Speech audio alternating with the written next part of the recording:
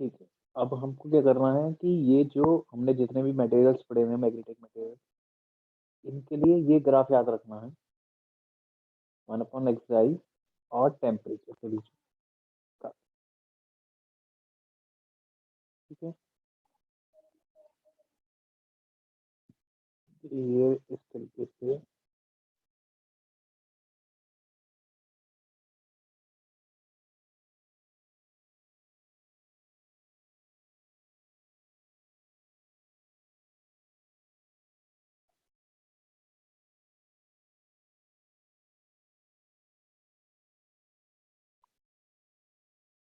ठीक है। ये कुछ कर्व है मेरे, 1 2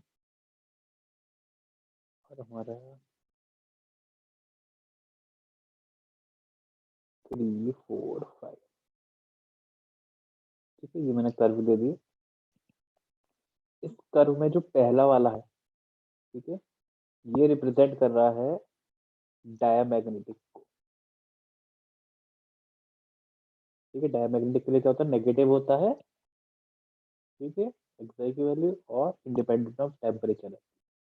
ऐसी सेकंड वाला पॉजिटिव और इंडिपेंडेंट ऑफ टेम्परेचर किसके लिए होता है, पॉलीपैरामैग्नेटिक।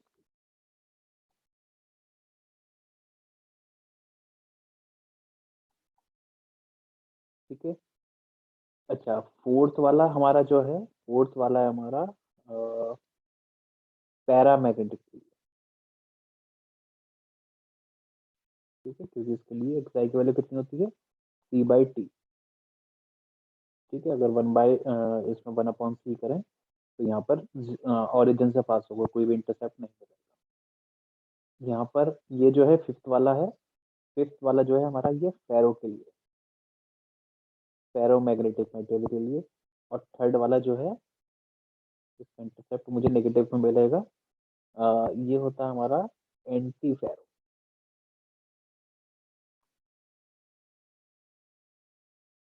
ठीक है, तो ये कर्व तुमको ये याद है। क्लियर।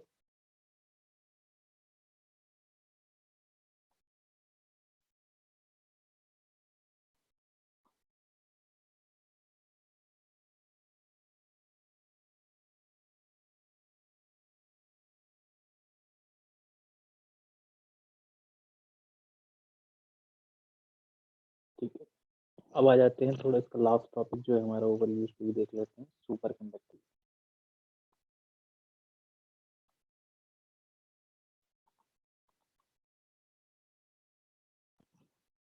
ठीक है, सुपर कंडक्टिविटी कुछ सर्टेन मटेरियल में देखी गई, और शुरुआत जब ये हुई थी हमारी एच पर कर्व का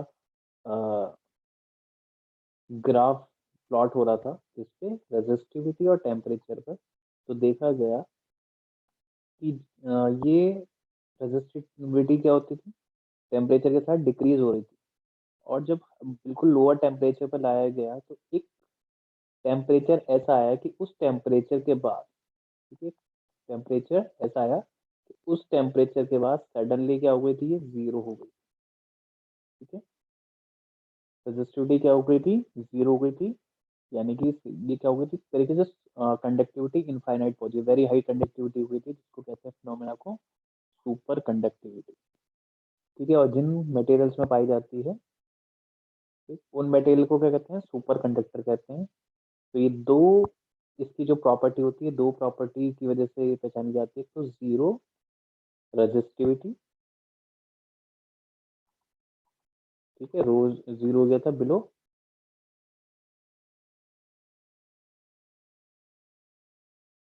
ठीक है, रोज इक्वल्स टू जीरो जब टी लेस देन कितना था, पीसी। ठीक है, सेकंड इसमें प्रॉपर्टी देखी गई, मीजनर इफेक्ट।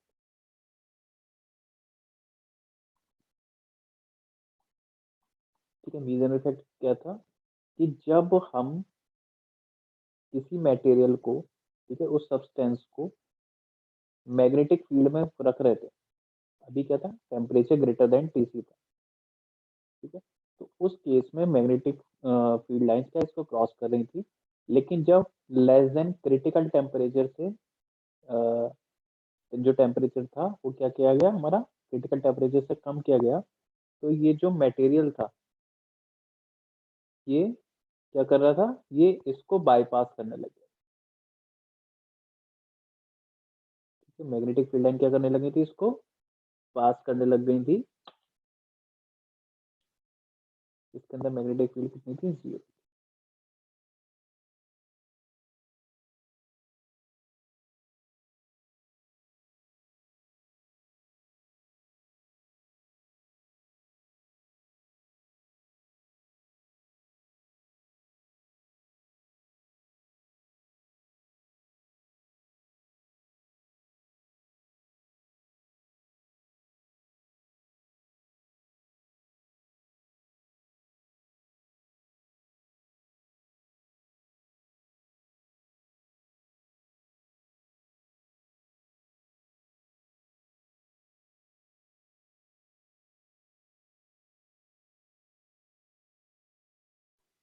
ठीक है, तो ये मैग्नेटिक फील्ड लाइन क्या कर रही थी, इसको बाहर से क्या कर रहा था, ये मटेरियल जो था, ये मैग्नेटिक फील्ड लाइन को एक्सपेल कर रहा था, बाहर से निकल दिया था, ना अपोज कर रहा था। क्योंकि इसके अंदर जो मैग्नेटाइजेशन हो गया था, वो क्या हो गया था, अपोजिट हो जाता है जब लेस देन टीसी टेम्परेचर हमारा। तो मैग्नेटाइजेशन क्या हो जाता है, अपोजिट हो जाता है मैग्नेटिक फील्ड के, अप्लाइड मैग्नेटिक फील्ड की वजह से, जिसकी वजह से यहाँ पर बी कितनी हो जाती है, 0 हो जाती है। और अगर इसके लिए मैग्नेटिक ससेप्टिबिलिटी निकालते हैं M/H, ठीक है, तो M/H कितना हो जाता है, -1। तो ये -1 किसके लिए होता है, नेगेटिव। ये जो डायमैग्नेटिक की बात करें तो 0 से -1 तक होता है, लेकिन यहाँ पर क्या था, एग्जैक्टली -1 आ रहा था। तो इसलिए सुपर कंडक्टर्स को क्या कहते हैं, परफेक्टली डायमैग्नेटिक सब्सटेंस कहते हैं। कब, जब टेम्परेचर लेस देन Tc पे। ठीक, तो ये क्या हो गया, मैग्नेटिक फील्ड क्या होती है, इसमें 0 होती है। अच्छा, इसमें याद रखना है इलेक्ट्रिक फील्ड भी 0 होती है। ठीक है, इलेक्ट्रिक फील्ड भी क्या होती है, 0 रहती है मैग्नेटिक फील्ड के साथ। सुपर कंडक्टर पे इलेक्ट्रिक फील्ड 0, रो 0, मैग्नेटिक फील्ड 0, और जो मैग्नेटिक सस्टेबिलिटी -1। ठीक है, तो ये इसकी वैल्यूज रहती हैं, ये याद रखना सुपर कंडक्टर के। ठीक है, अच्छा, इसमें क्या होता है कि अगर हमने ये जो मैग्नेटिक फील्ड है, ये इंक्रीज करी, धीरे धीरे हमने क्या करी, इंक्रीज करी, तो एक मैग्नेटिक फील्ड के बाद क्या हो जाएंगी, ये मैग्नेटिक फील्ड लाइन इसको पेनिट्रेट करने लग जाएंगी, और जो इसकी सुपर कंडक्टिविटी की प्रॉपर्टी थी, वो क्या हो जाएगी, लॉस हो जाएगी। ठीक है, तो इसके लिए भी क्या चाहिए होती है, हमको एक क्रिटिकल मैग्नेटिक फील्ड चाहिए होती है।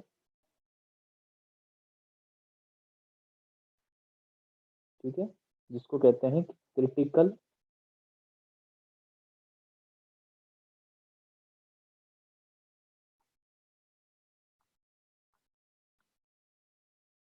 Critical magnetic field. ठीक है, और क्रिटिकल मैग्नेटिक फील्ड कुछ इस तरीके से जाती है, किसी भी टेम्परेचर पर क्रिटिकल मैग्नेटिक फील्ड और 0 टेम्परेचर पर। ठीक है, इनमें जो रिलेशन होता है 1 -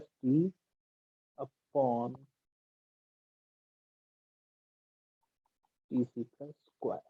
ठीक है, कुछ इस तरीके से क्या रिप्रेजेंट होता है क्रिटिकल मैग्नेटिक फील्ड। ठीक है, अच्छा, अब बात करते हैं सुपर कंडक्टर के। दो टाइप के सुपर कंडक्टर होते हैं, फर्स्ट टाइप और सेकंड टाइप।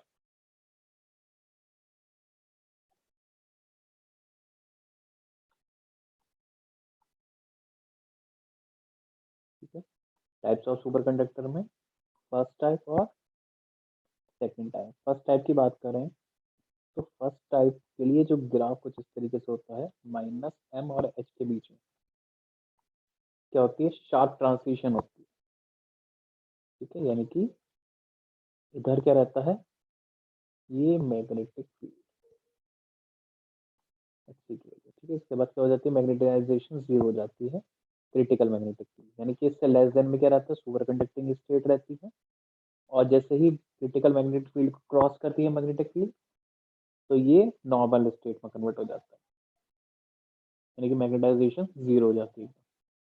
वहीं अगर सेकंड टाइप की बात करें, टाइप फर्स्ट और टाइप सेकंड। तो टाइप सेकंड में ये जो ट्रांजिशन है ये शार्प नहीं होती, ठीक है। तो कुछ क्या रहती है, ये शार्प ना होके कुछ वेरी करती है।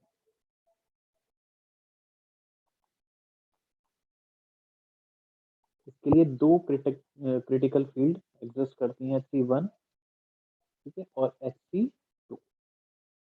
यहाँ पर हमारी सुपर कंडक्टिंग स्टेट है, ठीक है। इसके Hc2 के बाद क्या हो जाती है, नॉर्मल स्टेट आ जाती है, और यहाँ पर वॉर्टेक्स स्टेट रहती है, यानी कि मिक्स्ड स्टेट, ठीक है। एक ऐसी स्टेट रहती है वॉर्टेक्स स्टेट या फिर और मिक्स्ड स्टेट,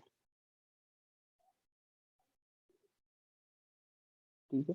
इसलिए इनको हार्ड सुपर कंडक्टर भी कहा जाता है, ठीक है। ये क्या कहलाते हैं, हार्ड सुपर कंडक्टर कहलाए जाते हैं, क्योंकि इसमें मैग्नेटिक फील्ड ज़्यादा चाहिए होती है इसकी सुपर कंडक्टिविटी को डिस्ट्रॉय करने के लिए। और ये कौन से होते हैं, ये सॉफ्ट सुपर कंडक्टर, ठीक है।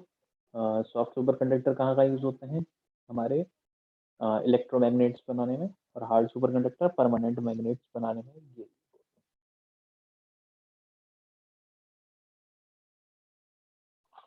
ठीक है। इसके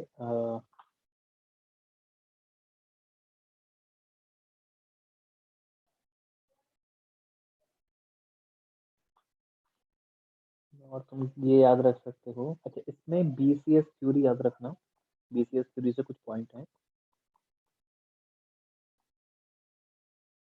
ठीक है। बीसीएस थ्योरी ने ये कहा था कि किस तरीके से इलेक्ट्रॉन, मतलब ये कूपर पेयर जनरेट होते हैं, ठीक है। ये जो इलेक्ट्रॉन की जो हाई कंडक्टिविटी होती है वो किनकी वजह से होती है, कि इलेक्ट्रॉन इलेक्ट्रॉन क्या हो जाते हैं, पेयर हो जाते हैं, और वो किस तरीके से होते हैं, उन पेयर को कहते हैं कूपर पेयर, ठीक है। इनकी क्या प्रॉपर्टी रहती है, इनके लिए स्पिन की वैल्यू कितनी रहती है, 0 रहती है, यानी कि किसकी तरह वर्क करते हैं, ये बिहेव करते हैं बोसोन की तरह, ठीक है।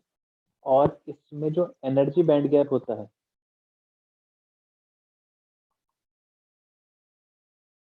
ठीक है, एनर्जी बैंड गैप जो होता है किसमें, सुपर कंडक्टिविटी में, बीसीएस थ्योरी के अकॉर्डिंग, ठीक, तो वो लगभग जो रहता है वो रहता है 3.53 केबीटी, ठीक है, या फिर तुम 4 के अप्रॉक्स इसको कंसिडर कर सकते हो केबीटी से, ठीक। तो यहाँ पर अगर कूपर पेयर की बात करो तो इन पे चार्ज कितना होगा, दो पेयर का बनते हैं, तो ये चार्ज हो गया -2, ठीक है। तो ये हमारे पास क्या हो गया, कूपर पेयर हो गए,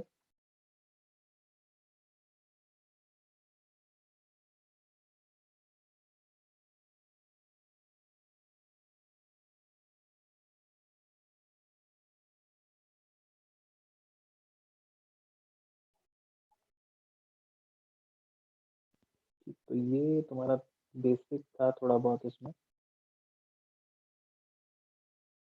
जो बिल्कुल शॉर्ट में है तुम्हारा, क्लियर हुआ ये सारा थोड़ा बहुत, सुपर कंडक्टिंग में बेसिक बता दिया मैंने।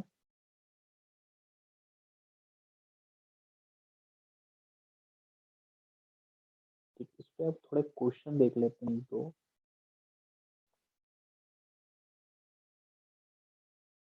बाकी मैं इसको जब अभी मैं दोबारा करवाऊंगा ना एग्जाम के बाद, इसको पूरे अच्छे से बाकी जो भी छोटी छोटी चीजें हैं इसकी वो सब नोट करवा दूंगा, ठीक है, प्रॉपर नोट्स बनवा दूंगा इसमें। अच्छा इसके अगर क्वेश्चन देखो तो कुछ नेट में इससे रिलेटेड क्वेश्चन आए हैं।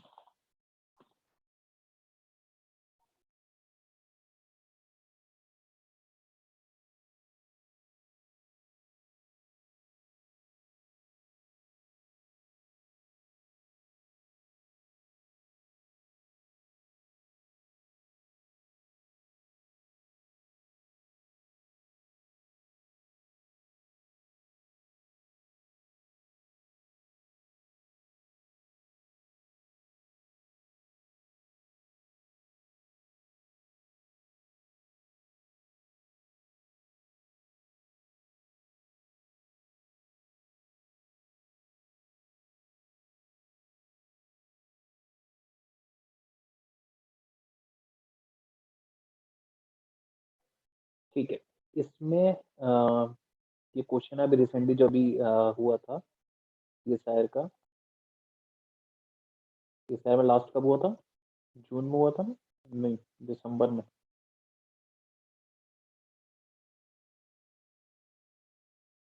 ठीक है, जो दिसंबर का 2020 दिसंबर का था लास्ट वाला। तो उसमें जो हुआ था, उसमें क्वेश्चन आया था ये, एक थिन रेक्टेंगुलर कंडक्टिंग प्लेट है, ठीक है, लेंथ ए और विथ बी, ठीक, और मैग्नेटिक फील्ड में रखा गया, कुछ इस तरीके से, छोड़ो उसको। ठीक है, एक बार प्लेट को इस तरीके से रखा गया कि लेंथ को इस तरीके से रखा गया, और एक बार लेंथ को इस तरीके से रखा गया। ठीक है, सेटिस्फाइंग वी टू किसके इक्वल है? Twice of V one. V two twice of V one है, यानी कि 30 सेकंड वाले केस में। वी टू सेकंड कौन सा था? इसमें कुछ नहीं दे रखा, यही होगा सेकंड। ठीक है, तो जो वी टू है वो कितना है? ट्वाइस ऑफ वी वन है। तो हमको रेशियो बताना था, यानी कि जो होल हॉल वोल्टेज जो डेवलप हुई है सेकंड वाले में, वो कितनी है? पहले वाले के केस में दोगुनी है। तो हमको ए और बी का रेशियो बताना था, ए और बी का रेशियो क्या होगा। अच्छा, हॉल वोल्टेज का फॉर्मूला कितना होता है ये बताओ मुझे। हॉल वोल्टेज का फॉर्मूला कल बताया था, I B upon N E T.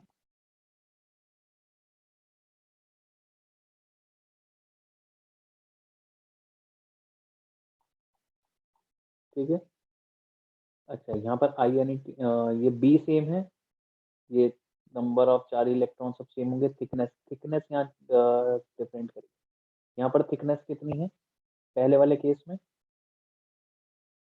पहले वाले थिकनेस में है थिकनेस ए। ठीक है, तो अगर मैं इसको पहले वाले के लिए लिखूं, वी वन बनना है, वो हॉल वोल्टेज कितनी है? V one. अच्छा, करंट, करंट तो वोल्टेज हमारी सेम है तो करंट सेम रहेगा। ठीक, तो इसको करंट के रूप में कैसे लिखेंगे?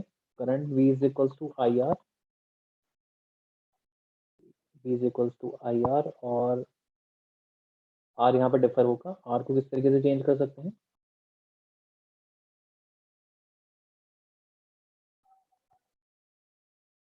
तरीके से R rho L over A, area. ठीक है, लेंथ कितनी है इसकी? पहले वाले के केस में लेंथ हो गई बी, ठीक है, और एरिया हो गया हमारा ए इंटू बी। ये क्लियर हुआ इतना?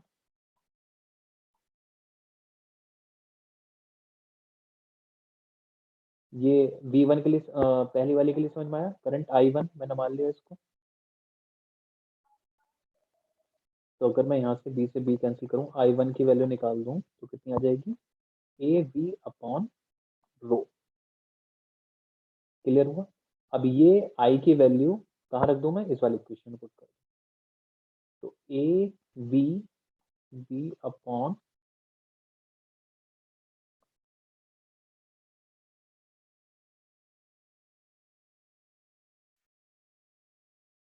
ठीक है, रो,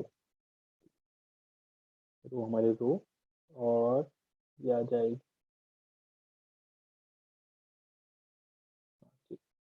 अच्छा ई, अच्छा थिकनेस यहाँ पर कितनी रहेगी? थिकनेस ये वाली रहेगी। ये कितनी थिकनेस में ये करंट फ्लो हो रहा है, तो यहाँ पर क्या हो जाएगी? बी। सिमिलरली ऐसे में क्या निकाल लूंगा?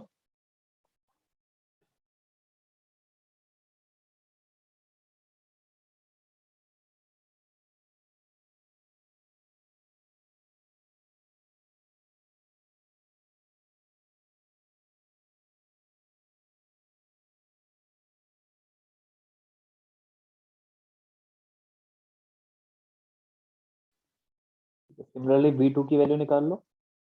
बी टू की किस तरीके से निकालोगे? बी टू के केस में तुम्हारा आ जाएगा यहाँ पर B V, P rho N E, N भी आएगा, और यहाँ पर आ जाएगा ए। कुछ इस तरीके से आ जाएगा, बस इनको इक्वेट कर दो, ट्वाइस कर दो। ठीक है, तो V2 किसके इक्वल है, यानी कि बी रो एन ई ए किसके इक्वल है, twice of A V B rho N E B. ठीक है, ये इक्वल है, ये कैंसिल कर दो, ये इक्वल है, ये कैंसिल कर दो, तो कितना हो जाएगा, A square upon B square is equal to 1/2, और यहाँ से ए और बी का रेशियो कितना आ जाएगा, 1/√2। तो 1/√2 कौन सा ऑप्शन आ गया, ये वाला। क्लियर हुआ ये वाला क्वेश्चन।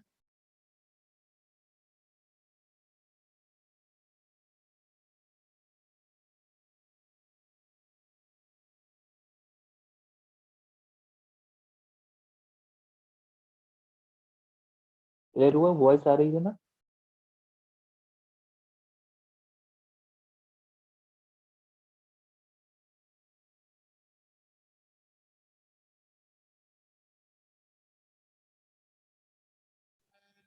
नहीं आ रही थी। तो दोबारा समझाऊं मैं, अभी क्लियर है वॉइस। सर। ठीक है, तो हमने क्या करा, हॉल वोल्टेज को मैंने कुछ इस तरीके से लिखते थे, फॉर्मूला लिखवाया था इसको। ठीक। अच्छा, यहाँ पर मैंने अलग अलग केस के लिए ले लिया। ठीक है, इसको पहला मान लिया, इसको दूसरा मान लिया। ठीक है, इसको मैंने क्या मान लिया, पहला, और इसको कितना मान लिया, दूसरा। तो पहले के लिए मैंने कुछ इस तरीके से लिख दिया, और करंट को मैंने यहाँ से सब्सटीट्यूट कर दिया। ठीक है, करंट को मैंने यहाँ से सब्सटीट्यूट कर लिया। सिमिलरली मैं I2 लिख सकता हूँ B we upon rho.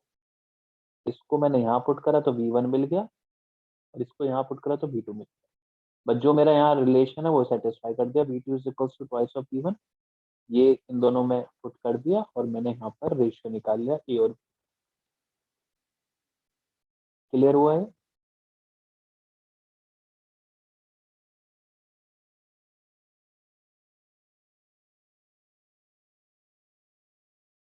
Voice सही नहीं आ रही, क्या मैं थोड़ा चेंज करूंगी नेटवर्क। आ रही है सर।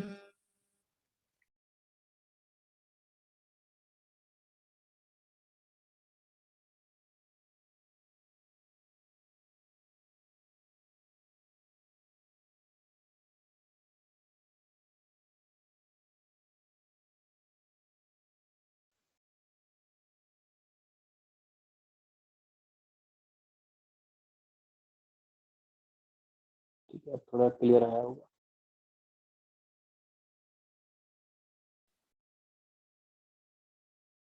क्या क्लियर है। Yes sir. ठीक,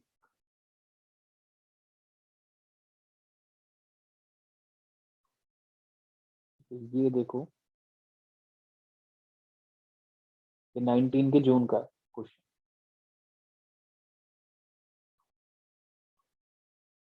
जून 19। बताओ इसका कौन सा ऑप्शन होगा। टी बाई टेम्परेचर दे रखा है कॉपर का, और स्पेसिफिक हीट की टेम्परेचर डिपेंडेंसी बताएं, कौन सा ऑप्शन करेक्ट होगा इसका। B option. ठीक है, A T is equals to B T Q. ये किसके करस्पॉन्डिंग होता है, ये इलेक्ट्रॉनिक के लिए रहता है, और ये लैटिस के लिए। A T is equals to B T Q, और ये 5 नंबर में आया था। देखो,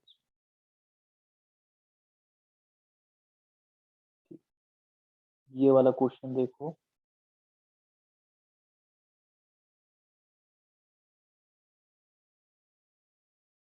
ये हमारा है जून दिसंबर 19। थर्ड नियरेस्ट नाइबर डिस्टेंस बताने हैं बीसीसी। ठीक है, इसका latest constant A not. BCC किस तरीके का रहता है, इस तरीके का रहता है। ठीक है, थर्ड नियरेस्ट नाइबर की डिस्टेंस बतानी थी। एटम हमारे कहाँ प्लेस रहते हैं, एटम्स हमारे कॉर्नर्स पे रहते हैं।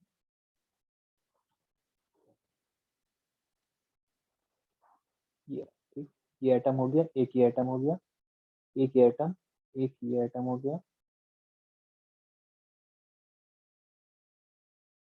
ठीक है, और कॉर्नर्स के साथ साथ कहाँ रहते हैं, एक बॉडी के सेंटर में हमारा रहता है। अच्छा, अब इसके अगर हम देखें कौन कौन से नियरेस्ट नाइबर, तो फर्स्ट नियरेस्ट नाइबर अगर मैं इसको सेंटर मान लूं, ठीक है, तो इसके सबसे पास कौन सा होगा, ये वाला होगा। ठीक है, सेंटर वाला क्या होता है, इसके सबसे फर्स्ट नियर नाइबर होते हैं। सेकंड नियर नाइबर कौन से होते हैं, इसके ये वाले होते हैं। ठीक है, ये भी ए डिस्टेंस पर रहता है, ये ए डिस्टेंस पर रहता है, और सेंटर वाला कितने डिस्टेंस पर रहता है, √3 a/2, नहीं √3, हाँ a/2 डिस्टेंस पर रहता है, और ये 2r इनकी रेडियस हो गई, तो इस हिसाब से √3a/4 हो जाता है। और थर्ड कौन सा बच गया मेरे पास, अगर मुझको थर्ड, ये तीन हो गए हमारे पास, ए सेकंड नियरेस्ट नाइबर होगा, तो मैं इसको रिप्रेजेंट कर रहा हूँ, ये तो हमारा हो गया पहला नियरेस्ट नाइबर। अगर मैं इसको ओरिजिन मानता हूँ, 0 मान लिया ओरिजिन, पहला नियरेस्ट नाइबर ये हो गया, दूसरा कौन सा हो गया, ये, और ए डिस्टेंस पर कौन कौन से हैं, एक ये है, एक ये है, ऐसे इधर वाला होगा ए पर, ठीक है, और एक नीचे होगा और एक आगे, इस तरीके से होगा। थर्ड वाला कौन सा रह गया हमारे पास, थर्ड नियरेस्ट नाइबर अगर मुझे निकालना है, तो थर्ड नियरेस्ट नाइबर ये वाला डायगोनल, ठीक है, इस वाले फेस का ये वाला डायगोनल, ये मेरे पास थर्ड नाइबर रहेगा। ठीक है, तो मुझको थर्ड नाइबर की डिस्टेंस निकालनी थी, तो थर्ड नाइबर ये इस वाले फेस के, मतलब सेम फेस के इधर वाले पर है, तो अगर ये ए है, ये ए है, तो ये कितना होगा, √2a, ठीक है, और √2a किसके इक्वल होता है, इसकी रेडियस आर और इसकी रेडियस आर 2r। ठीक है, तो यहाँ पर मुझे क्या निकालनी है, डिस्टेंस निकालनी है, थर्ड नाइबर डिस्टेंस। तो डिस्टेंस अगर निकालनी है, आर की वैल्यू निकालनी पड़ेगी, तो कितना हो जाएगा, E/√। ठीक है, तो कौन सा ऑप्शन हो गया,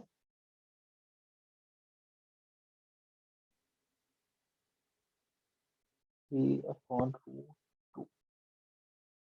अच्छा, डिस्टेंस निकालनी है, अच्छा ये 2r डिस्टेंस ही तो हुई, तो √2a कितना हो गया हमारे पास, डिस्टेंस, ना कि रेडियस हमें निकाल। ठीक है, तो हमारे पास कितना हो गया, जो डिस्टेंस 2r इन दोनों के बीच में डिस्टेंस हुई, वो कितनी हो गई, वो √2a। क्लियर हुआ ये वाला क्वेश्चन।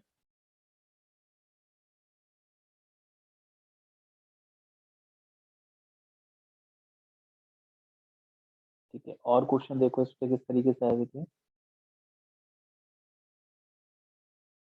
ये भी तुम्हारा December 19 का। इसमें दे रखा है जॉनसन इफेक्ट, दे रखा है सुपर करंट। ठीक है, सुपर करंट के नाम से आगे तो सुपर कंडक्टिविटी में आ गया, across the two super conductors, और थिन लेयर वोल्टेज डिफरेंस कितना है, डेल्टा। इसमें एंगुलर फ्रिक्वेंसी बतानी, अगर एंगुलर फ्रिक्वेंसी की बात करें, तो एंगुलर फ्रिक्वेंसी यानी कि एनर्जी जो होती है वो किसके इक्वल होती है, इलेक्ट्रॉन वोल्ट में होती है, ये इस तरीके से देते हैं। और हमारे सुपर कंडक्टिविटी में क्या होता है, इलेक्ट्रॉन का पेयर होता है, तो यहाँ पर हम इलेक्ट्रॉन की जगह क्या लिख देंगे, 2e, बस। अब मुझको क्या बतानी है, एंगुलर फ्रिक्वेंसी, तो एंगुलर फ्रिक्वेंसी किस तरीके से देते हैं, H×ω is equal to 2e, v जो पोटेंशियल दे रखी है वो कितनी दे रखी है, डेल्टा v दे रखी है ना, तो एंगुलर फ्रिक्वेंसी कितनी हो गई, 2e delta v upon H cross, तो 2e v delta v upon H cross, ये कौन सा हो गया, ये वाला। ठीक है, तो ये भी तुम्हारे 5 नंबर का था, ये भी उसी दिसंबर वाले। क्लियर ये वाला।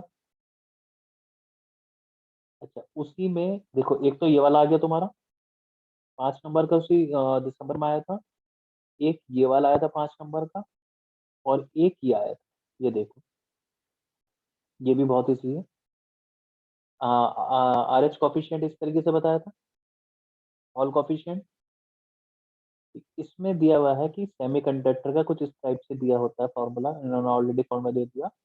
ई और एन क्या है हमारे पास, कैरियर डेंसिटी है, ठीक है, इलेक्ट्रॉन्स की और होल्स की, और ये दोनों क्या है हमारे पास, मोबिलिटी है।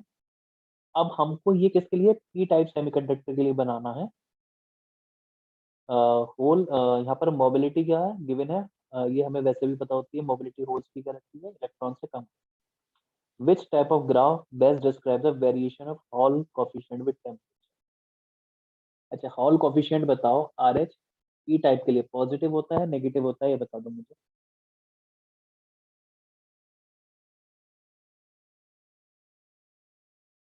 हॉल कोफिशिएंट पी टाइप के लिए, कल पी टाइप के लिए पढ़ा था, पॉजिटिव आया था जब इसकी वैल्यू कुछ इसकी आई थी, 1/PE की आई थी ना, पॉजिटिव आया था। तो हॉल कोफिशिएंट क्या होता है, पॉजिटिव। तो यहाँ पर देखो पॉजिटिव का कौन सा केस है, अच्छा बी ऑप्शन में ये नेगेटिव ही दे रखा है, तो उसको तो वैसे ही कैंसिल कर दो, ठीक है। अच्छा ये पॉजिटिव दे रखा है, अभी हम डिस्कस करेंगे। अच्छा इसमें टेम्परेचर के साथ दे रखा है, तो जैसे जैसे टेम्परेचर हमारा इंक्रीज होता है, नंबर ऑफ इलेक्ट्रॉन जो होते हैं चार्ज कैरियर वो क्या हो जाते हैं, इंक्रीज हो जाते हैं। माइनॉरिटी चार्ज कैरियर क्या होने लगते हैं, इंक्रीज होने लगते हैं, क्योंकि वो टेम्परेचर डिपेंडेंसी होती है। तो जैसे जैसे टेम्परेचर इंक्रीज होगा, तो हम इसको तीन केसेस में अगर देखें, तो शुरू में तो पी टाइप है, यानी कि हमारा हॉल कोफिशिएंट क्या है, पॉजिटिव। तो शुरू में क्या, फर्स्ट केस में क्या है, हमारा पॉजिटिव है। सेकंड केस में जैसे जैसे टेम्परेचर बढ़ेगा, तो एक टाइम ऐसा आएगा, क्योंकि इनफाइनाइट टेम्परेचर तो दे रखा है, तो एक टाइम ऐसा आएगा जब एन की कंसंट्रेशन पी के इक्वल हो जाएगी। और जब एन की कंसंट्रेशन पी के इक्वल हो जाएगी, तो हॉल कोफिशिएंट कितना हो जाएगा, अगर यहाँ पर देखो माइनस करूंगा, ठीक है, तो इसमें क्या हो जाएगा, मेरा जीरो आ जाएगा। हॉल कोफिशिएंट उस केस में क्या हो जाएगा, इंट्रिंसिक के लिए कितना होता है, जीरो, ठीक है। और उसके बाद एन ग्रेटर देन क्या हो जाएगा, पी हो जाएगा। तो अगर यहाँ पर देखें, तो उसका कर्व कुछ इस तरीके से आएगा कि ये, और एक टाइम के बाद क्या हो जाएगा, नेगेटिव, क्योंकि इलेक्ट्रॉन की एन की वैल्यू कितनी हो जाएगी, ग्रेटर देन पी हो जाएगी। शुरू में क्या है, एन की वैल्यू लेस देन हमारा पी, ये पी टाइप है। और यहाँ पर क्या हो जाएगा, माइनॉरिटी चार्ज कैरियर की जब हाइयर टेम्परेचर पे जाके माइनॉरिटी चार्ज कैरियर क्या हो जाएगा, ज्यादा हो जाएगा। तो उस केस में हम क्या ले लेंगे, ये नेगेटिव। तो best describe negative, higher case में नेगेटिव एक। अच्छा ये जीरो इंट्रिंसिक के लिए ये जीरो नहीं होता, ये बस इन दोनों से कंक्लूजन निकाल लो कि शुरू में पॉजिटिव होगा, बाद में जाके क्या हो जाएगा, नेगेटिव, ठीक है। तो पॉजिटिव और नेगेटिव का एक ही कॉम्बिनेशन है, वो कौन सा हो गया, डी वाला। तो ये सबसे ज्यादा क्या कर रहा है, इसको बेस्ट डिस्क्राइब।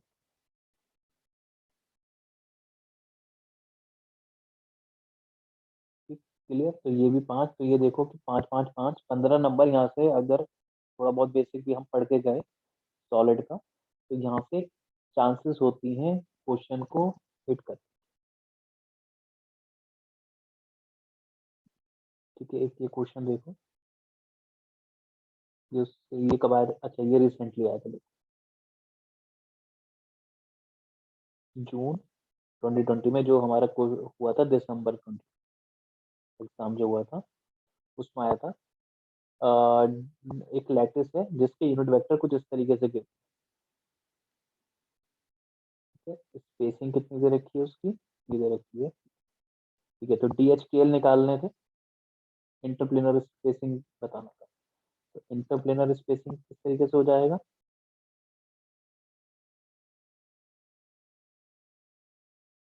अच्छा इसमें दो तो देखो परपेंडिकुलर दे रखे थे, तीसरा परपेंडिकुलर नहीं, तो हमारा कौन सा केस बनता है, ये हेक्सागोनल वाला, ठीक है। तो हेक्सागोनल में क्या किस तरीके से देते हैं, D H K L square is equals to 4/3 और H square plus H K plus K square upon ए,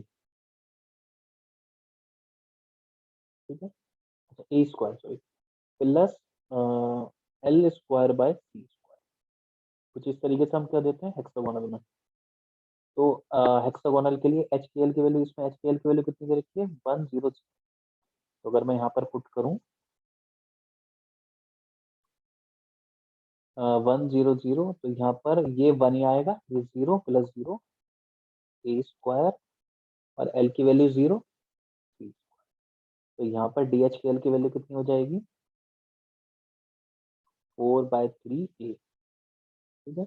और यहाँ से डी एच के एल की वैल्यू आ जाएगी अंडर रूट 3 अच्छा ए स्क्वायर है √3a/2 √3a/2 कौन सा ऑप्शन आ गया हमारे पास?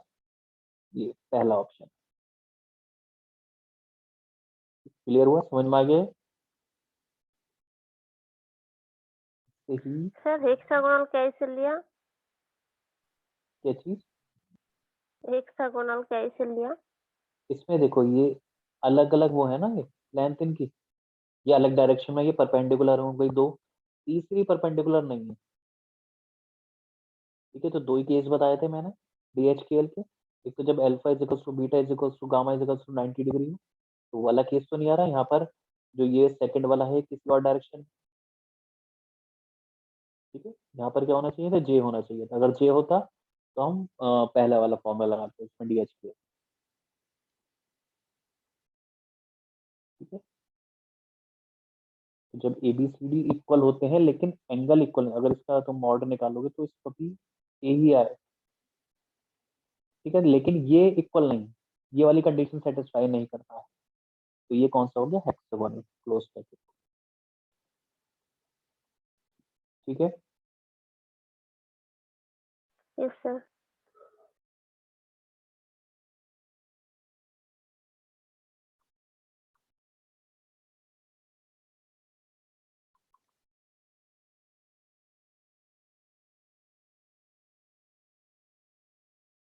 ठीक है, ये भी जून 20 में आया था। ये इसने क्या कहा है?